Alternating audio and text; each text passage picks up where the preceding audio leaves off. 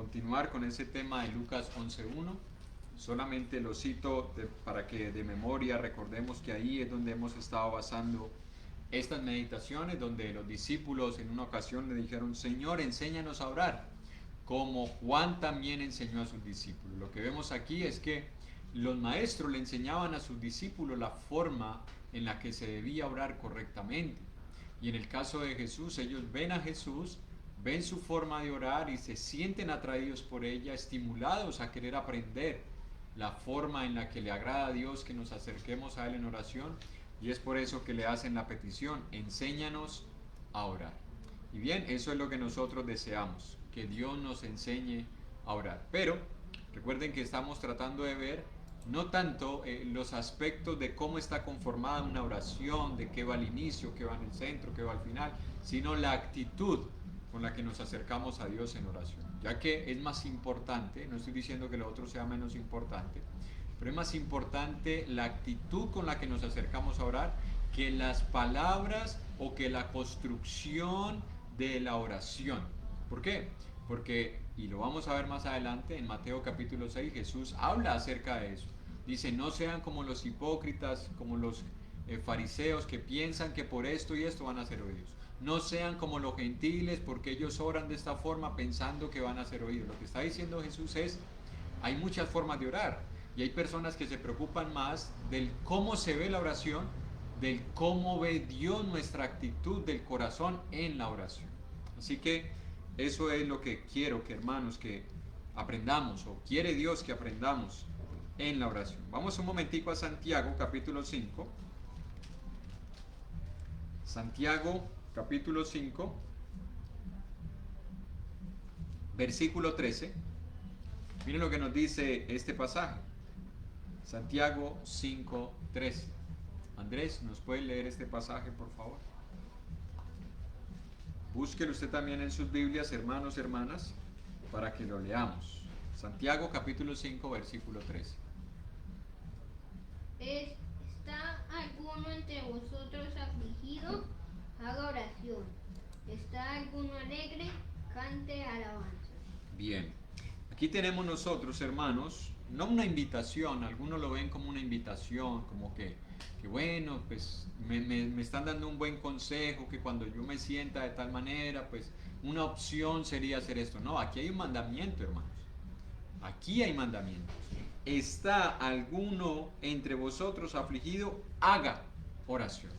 No le aconseja orar, no le sugiere orar, no le dice: mira, si tú crees que lo que te puede ayudar en esos momentos es la oración, pues hazlo, qué bueno que lo pueda. No, haga oración. Hay un verbo, hay un imperativo: haga. Es la misma idea que nosotros encontramos en cuanto a la cena. Haced esto. La cena, hermano, no es una sugerencia, es un mandamiento, y cada vez que un creyente, un hijo de Dios, deja de participar de la cena del Señor, está desobedeciendo a Dios. Y cada vez que un creyente deja de orar, está desobedeciendo a Dios. Hermano, pero no me siento bien. Aquí el mandamiento no es: hazlo cuando te sientas bien, hazlo cuando creas que puedes hacerlo. No, es: ¿está alguno entre vosotros afligido? Haga oración. El pasaje, hermano, nos está dando la orden de orar cuando estamos pasando por un periodo de aflicción. Y lo particular, hermanos, es que nosotros hacemos todo lo contrario.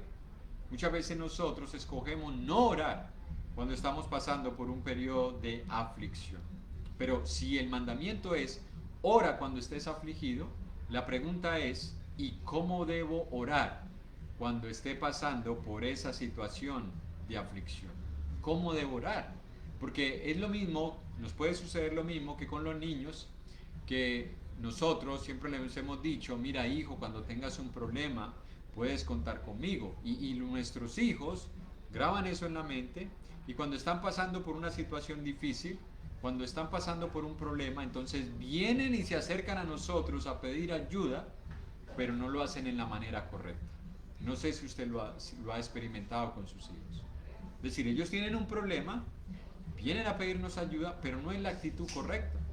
Ellos se acercan con enojo, se acercan con disgusto, se acercan con su rostro transformado, se acercan con un tono de voz como de imperativo, como que nosotros tenemos que correr ahora. Y puede ser, hermanos, que eso nos suceda a nosotros cuando estamos pasando por un periodo de aflicción, cuando estamos pasando por una época de prueba, que Dios nos dice, bueno, ven y acércate a orar. Y resulta que nos acercamos a orar, pero no nos acercamos con la actitud correcta. Puede que las palabras sean correctas, pero no la actitud correcta. Yo no sé, usted recuerda la oración de Jesús en el huerto de Getsemaní. Jesús está a punto de morir, Jesús está a punto de sufrir no solamente el látigo romano, los clavos, la lanza, los golpes de los fariseos y todo el escarnio que le hicieron. No, eso no era tanto lo que le preocupaba a Jesús. No digo que Jesús no sintiera eso, Jesús lo sintió porque era un ser humano como usted y como yo. Pero Jesús está a punto de atravesar la situación más difícil que puede experimentar un ser humano, y es apartarse de la presencia de Dios. Pero ¿cómo va Jesús a la presencia de Dios en ese tiempo de aflicción? Jesús no se fue y ¿por qué vas a permitir que me pase esto? No. Señor, si es posible, pasa de mí esta copa. ¿Usted puede notar las palabras de Jesús allí? Cierre sus ojos y piense, ¿puede escuchar a Jesús hablando? ¿Puede escuchar el tono de voz? ¿Podemos escuchar la actitud con la que Jesús se acercó? Podemos ver, aunque sea el rostro de Jesús, imaginémonos, aunque sabemos que en esa época no habían fotos y todas las imágenes que se tienen hoy en día de Jesús, puede que no se acerquen a la realidad de cómo era Jesús. Pero podemos ver el rostro de Jesús, cómo se acercó al Padre, qué rostro tenía, qué gestos manifestó en la oración. Hermanos, eso es lo que nosotros debemos aprender. Enséñanos a orar. Bueno, Jesús quiere enseñarnos a orar. Que cuando estamos pasando por un periodo de aflicción, por un periodo de crisis en nuestra vida, claro que debemos ir a Dios en oración, pero con la actitud correcta. La oración es un medio de gracia que Dios ha dado a sus hijos, por medio del cual nos acercamos a Él, como lo decíamos en Salmos 42, para manifestar lo que hay en nuestra alma. Escuche, la oración es un medio de gracia dado por Dios a sus hijos, por el cual nos acercamos a Él para manifestar lo que hay en nuestra alma. Y eso fue lo que estuvimos viendo en Salmos 42, ¿ya? ¿Cómo nosotros estamos manifestando lo que hay en nuestra alma? Por medio de la oración. Nuestra alma puede estar muchas veces gozosa, alegre, feliz, descansada, porque el Señor nos invita, venid a mí todos los que estáis trabajados y cargados y yo os haré descansar. Podemos tener en esos momentos agradecimiento y eso lo vamos a manifestar en la oración. Pero también podemos estar pasando por todo lo contrario, por una etapa de crisis, por una etapa de angustia, con un alma cansada, con un alma fatigada, con un corazón herido, con una actitud de frustración, con una condición de frustración. Y Dios quiere que nos acerquemos a Él en esos momentos también, no solo para darle gracias. El himno que cantábamos al inicio dice, estad siempre gozosos, orad sin cesar, dad gracias por todo. Escuche, dad gracias por todo. ¿Por qué? Porque esa es la voluntad de Dios. Dios quiere que nos acerquemos a Él en oración. Pero ¿cómo nos estamos acercando en oración? Así que si nosotros volvemos al Salmo en memoria, porque estuvimos viendo eso, o bueno, vamos a citarlo para que veamos algo bien interesante de lo que está transmitiendo el Salmo, Salmo 42. Vamos un momento allá. Salmos, capítulo 42. Y vamos a ver que este Salmo, algunos dicen que era un solo Salmo, Salmo 42 y Salmo 43, solo que los quienes hicieron las traducciones y organizaron después la Biblia con versículos y capítulos y títulos que están al inicio. Recordemos que los títulos no son inspirados y a veces los títulos no coinciden con el contenido, así que debemos tener cuidado cuando a veces decimos el título dice, puede que sí, puede que no se trate de eso. Los títulos no son inspirados, lo inspirado es el contenido de la Biblia, pero no los títulos. Pero el Salmo 42 y 43 se cree que era un solo salmo, Pero quiero que veamos lo que está manifestando el salmista aquí. Miren desde dónde está orando él. Cuando digo desde dónde no me refiero al lugar físico, me refiero desde dónde es, desde qué parte de su ser. Salmos 42, versículo 5. ¿Por qué te abates, oh alma mía, y te turbas dentro de mí? El versículo 10, versículo 11. ¿Por qué te abates, oh alma mía, y por qué te turbas dentro de mí? Salmo 43, versículo 5. ¿Por qué te abates, oh alma mía, y por qué te turbas dentro de mí? Si nosotros vemos, por eso es que los exégetas dicen que el salmo era uno solo, Salmo 42 y Salmo 43. ¿Por qué? Porque tiene las mismas palabras. Pero lo que quiero que veamos no es si era uno o dos salmos, sino desde dónde está orando este hombre. En un momento de aflicción, él está orando desde su alma. Y él se está autocuestionando. Escuchen, él se está autocuestionando. Él mismo se pregunta, ¿por qué te abates, oh alma mía, y te turbas dentro de mí? Una de las cosas que nosotros podemos hacer cuando estamos pasando por un momento de estos, donde nos angustiamos, nos afligimos, donde nos sentimos frustrados, donde nos sentimos cansados, fatigados, es esto lo que hizo el salmista. ¿Por qué yo estoy como estoy?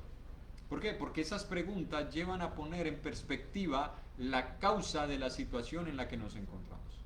Escuche, a veces las preguntas más sencillas son las que nos dan mejores resultados. Escuche, las preguntas más sencillas son las que nos dan mejores resultados. Y él se está haciendo una pregunta, pero para él mismo. Él no se está preguntando, bueno, ¿y por qué la economía está como está? ¿Y por qué la situación de salud está como está? ¿Y por qué la educación? No, él se pregunta es, yo, ¿por qué me siento así en estas condiciones? ¿Por qué te abates, oh alma mía, y te turbas dentro de mí? Algo que nosotros debemos hacer antes de ir a la oración es eso, preguntarnos, ¿cuál es la razón por la cual nosotros estamos como estamos? ¿Por qué estamos pasando por esa situación? Y no sé si haya alguien en esta noche que esté pasando por un momento de sequedad espiritual en su vida. No sé si haya alguien en estos momentos que no le encuentra la razón del por qué está en esa condición. No sé si hay alguien que en esta noche se pueda estar preguntando, y de verdad, ¿yo por qué estoy angustiado? ¿Por qué me siento intranquilo? ¿Por qué tengo incertidumbre? ¿Por qué tengo temor de un evento futuro que todavía no sé si va a llegar? Puede que sí, puede que no. ¿Por qué yo tengo temor? ¿Por qué tengo miedo de cosas que pueden pasar o que no pueden pasar? ¿Por qué no logro conciliar el sueño? ¿Por qué no logro concentrar mi mente en una actividad que esté realizando? Sino que estoy haciendo algo y se me cruzan esos pensamientos de incertidumbre, de preocupación, de intranquilidad, de desasosiego, como dicen los hombres de ciencia. ¿Por qué? ¿Nos hemos hecho la pregunta? ¿Nos la estamos haciendo en este momento? ¿El pasado? ¿Por qué? Porque cuando nosotros no encontramos estas respuestas, entonces lo que sucede con nuestra vida de ahí en adelante es que las cosas se complican más. Y eso es lo que lleva a muchas personas a perder el deseo por el cumplimiento de sus responsabilidades. Nos la hemos hecho cuando no encuentran respuestas a su inquietud interior, a su estado emocional, eso los lleva a perder el deseo de cumplir con sus responsabilidades. Hay hombres que por pasar por un periodo de angustia, de preocupación, pierden el deseo de ir a trabajar. ¿Y sabe cuál es la razón que ellos encuentran? No le están pagando bien, el jefe es grosero, el jefe es abusivo, los trabajadores no se la llevan bien con él, en ese trabajo yo no voy a progresar, en ese trabajo no, la verdad ya no me siento bien, y esas personas no son muy buenas influenciando en mi vida, y comenzamos a buscar un sinnúmero de excusas para dejar de cumplir con nuestras responsabilidades. Pero no solamente le pasa al hombre que trabaja, le pasa a la madre que está en casa. La madre que está en casa, cuando se siente así, también pierde el deseo por cumplir con sus deberes. Entonces ya todo comienza a atrasarse y entonces la culpa es de la estufa, la culpa es de la nevera, la culpa es de la lavadora, la culpa es del agua que no llega con suficiente presión, la culpa es de la comida que está preparando porque es que ya las cosas no saben igual y comienzan a buscar razones para dejar de cumplir con sus deberes. La culpa es de los hijos, la culpa es del esposo, los hijos también. Los hijos cuando pasan por un periodo de aflicción y de preocupación ya no quieren ir a estudiar. ¿Y cuáles son las causas? Ese profesor no me entiende, me dejan muchas tareas, otros allá no estoy aprendiendo nada, los compañeros me hacen bullying, no me quieren mis compañeros, en ese colegio yo no voy a progresar, la verdad es que ese colegio a mí nunca me gustó y comenzamos nosotros a buscar razones.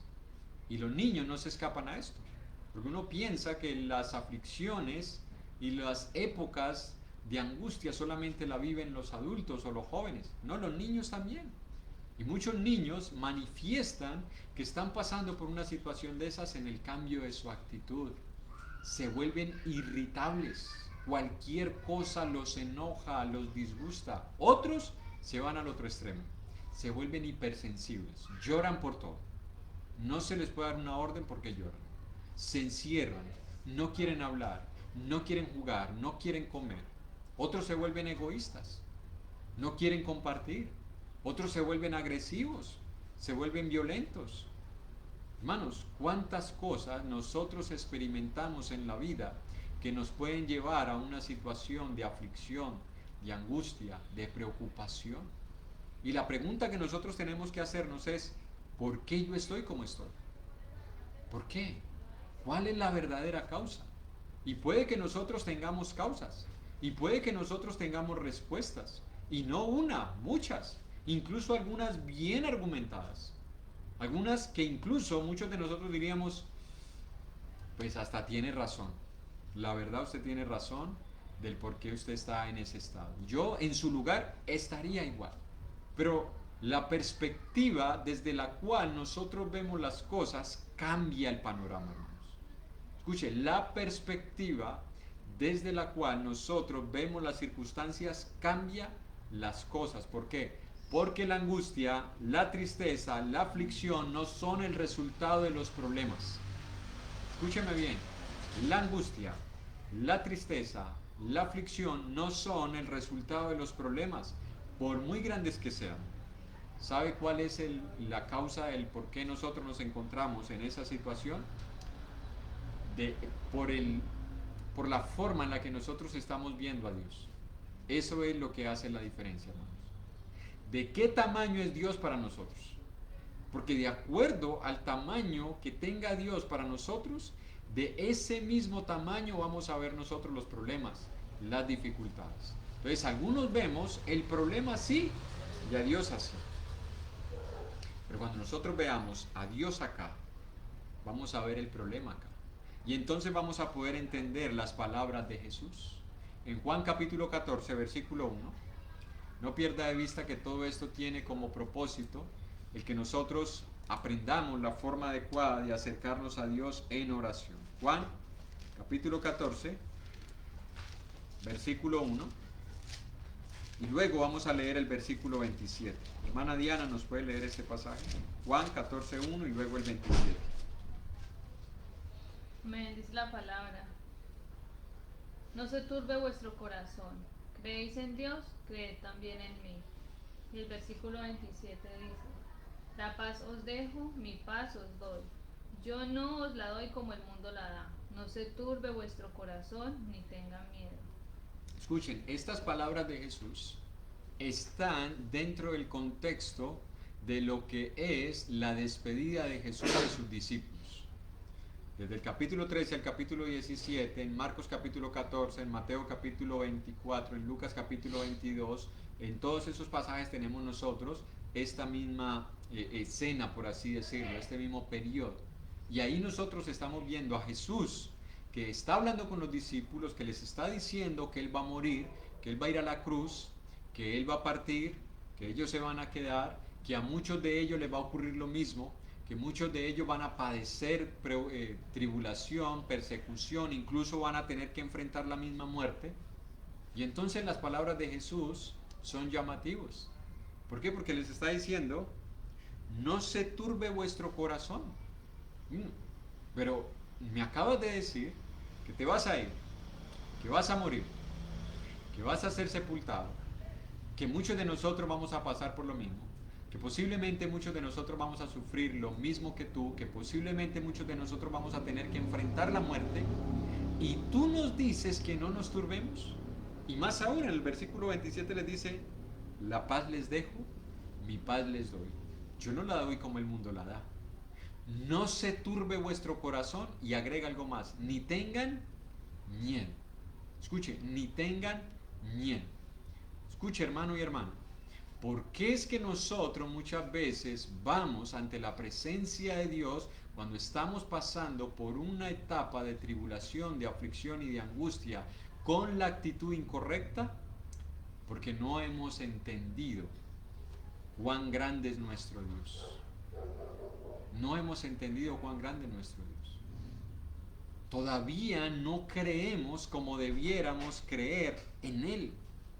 Hermanos, eso hace la diferencia. ¿Por qué yo estoy como estoy? Porque todavía no estoy viendo a Dios en todo su esplendor. Porque todavía no estoy viendo a Dios en todo su poder, en toda su gloria. Y eso es lo que me lleva a mí a ver los problemas más grandes de lo que realmente son. Alguien dirá, hermano, pero es que un cáncer, eso es grande, hermano. Que un padre de familia pierda su trabajo y que su familia dependa solamente de la entrada de él, eso es grave, hermano. Que un esposo termine accidentado y postrado en una cama inválido, hermano, eso es grande. Eso no es cualquier problema, y de verdad, humanamente eso es grande. Pero ante Dios, ¿de qué tamaño es? Hermano, ¿de qué tamaño es ese problema ante la presencia de Dios? ¿No decimos nosotros que creemos en Dios? ¿No decimos que Dios todo lo puede, que no hay nada imposible para Él? Entonces, ¿cuál es la causa de nuestra angustia? ¿Cuál es la causa de nuestra turbación? Bueno, el tamaño del Dios que nosotros tenemos. Esa es la diferencia, hermanos. Hoy en día se hace mucha invitación a que las personas estén conscientes de la presencia de Dios en la iglesia. Hermanos, sienta la presencia de Dios. No es tanto sentir la presencia. ¿Estamos viendo a Dios en todo su poder? ¿Estamos viendo a Dios en toda su gloria? Porque es lo mismo que puede pasar con algunas personas que son famosas y llegan a un lugar donde no las conocen. Son famosas, no las conocen, y allí están. ¿Cómo cree que las demás personas reaccionan ante la presencia de esa persona? Normal.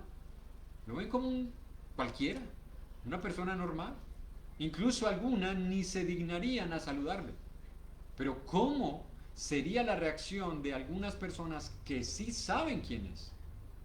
Que saben que es una persona famosa, influyente, reconocida. Bueno, muchos se acercarían a ofrecerle el mejor asiento, a ofrecerle agua, a quererse tomar una foto con ella, a pedirle un autógrafo. Bueno, hermanos, eso pasa muchas veces en nuestras oraciones. No estamos contemplando a Dios en toda su gloria. Y es por eso que muchas veces nos acercamos a Él no con la actitud correcta, cuando tenemos un problema, cuando tenemos una angustia. Miren lo que dijo el Señor en Marcos capítulo 4, versículo 40. Y aquí tenemos nosotros una situación difícil que está amenazando la vida de las personas. Porque si nosotros decimos que hay situaciones difíciles, aquí nos encontramos con una. Marcos capítulo 4, versículo 40, ya conocemos nosotros la historia, es el naufragio, donde los discípulos están aterrorizados, porque están en medio de una tempestad. Marcos 4:40 dice, y les dijo, ¿por qué estáis así amedrentados? Escuche, ¿por qué estáis así amedrentados? Y mire, Jesús no los dejó contestar, porque si los hubiese dejado contestar, especulemos. Pongámonos nosotros en ese lugar, en esa situación, en esa barca, con una tempestad que se nos echa encima, en horas de la noche, en medio donde posiblemente no vamos a encontrar ayuda pronta, donde no hay guardia costera que nos pueda ayudar, donde no hay un SOS que podamos activar para que vengan a rescatarnos. Pongámonos en ese lugar. ¿Qué le hubiéramos contestado nosotros a Jesús si Él nos hubiera preguntado, ¿por qué estáis así amedrentados? ¿Qué le hubiéramos dicho? Bueno, ¿y te parece poco, Señor? ¿Acaso no estás viendo que nos vamos a ahogar? Pero Jesús no los deja contestar. Él mismo contesta. Y les contesta con otra pregunta, que es la pregunta que se hace el salmista. ¿Cómo no tenéis fe?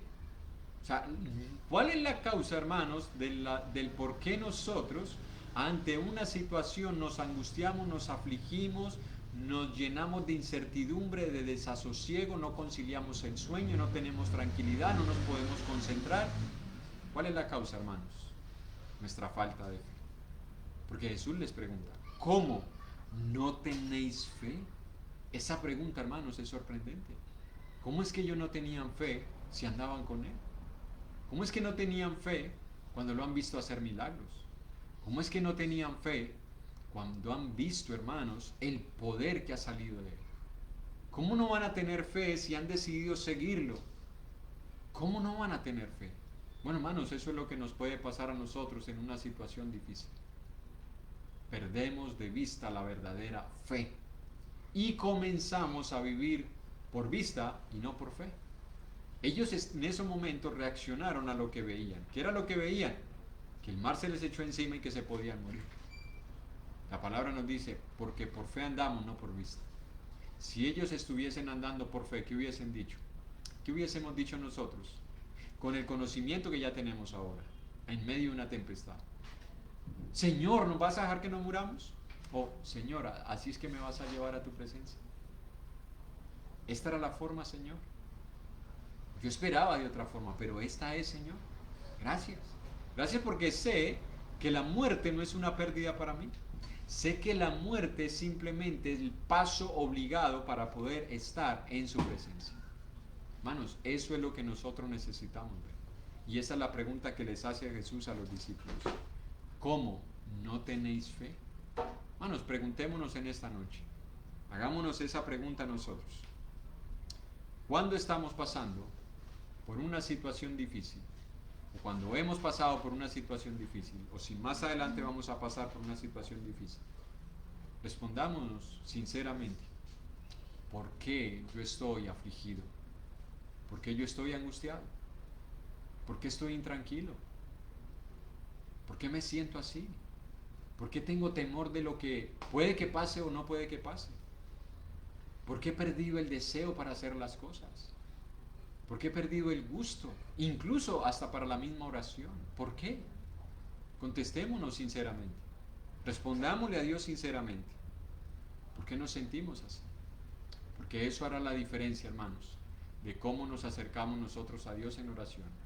Eso hará la diferencia de si nosotros en medio de esas situaciones vamos a Dios en oración o preferimos quejarnos con la vida, con el mundo, con la familia, con la pareja, con los hijos, con los vecinos, con el gobierno. Eso hará la diferencia. Este hombre, en esas condiciones, el Salmo 42, sabía que había una causa por la cual estaba él así. Y no era lo que estaba pasando afuera, era lo que estaba pasando adentro. Por eso él se pregunta, ¿por qué te abates, oh alma mía? Preguntémosle a nuestra alma, ¿por qué estamos como estamos? Y una vez encontremos la respuesta, entonces vayamos a Dios en oración. Y lo vamos a hacer con la actitud correcta y no, como a veces nos acercamos, cuestionando a Dios del por qué las cosas están como están.